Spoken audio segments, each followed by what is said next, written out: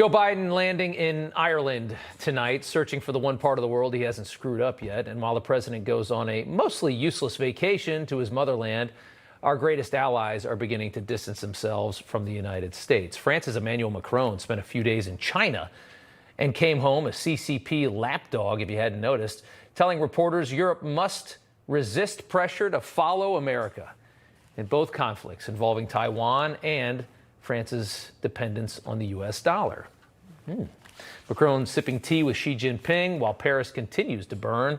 Rioters angry about pension reform. That problem is not going away. Might as well run over to China and hang out with the big Xi. Sebastian Gorka joins us now, and it's good to have you back on. France cozying up to the Chinese. What does that say about Joe Biden's America? Just that two-shot, Rob, of them sipping tea as the streets of Paris are on fire. I mean, look, that's what happens when you have Joe Biden in the White House, Mr. 10%.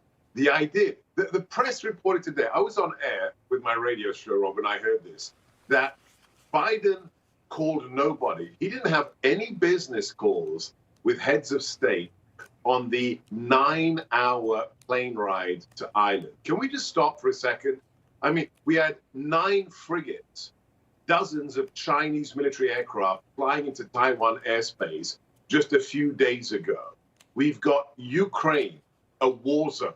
We've got Iran rearming. And this guy's too big. Can you imagine how many phone calls? I mean, we wouldn't have war in Ukraine or Taiwan about to be invaded if my old boss were in the White House. But the idea that you're on a plane for 9 hours and you don't talk to anybody, what was he doing? Taking a nap? It was, I guarantee he was taking a nap. I mean, when you get that old, that's pretty much all you do.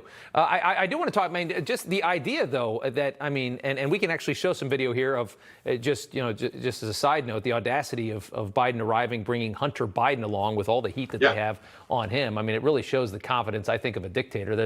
There they are late in the night in Ireland. This was a few hours ago in Belfast. There's Hunter getting out of the plane, getting into the car with his father. So nothing's changed. But the idea that you've got Emmanuel Macron kind of selling us out. And you've got these alliances moving towards the Chinese. And I mean, this is going to be a slow process before China actually has, a real power in this world. But it's moving in that direction. What a harsh rebuke of everything that is Joe Biden.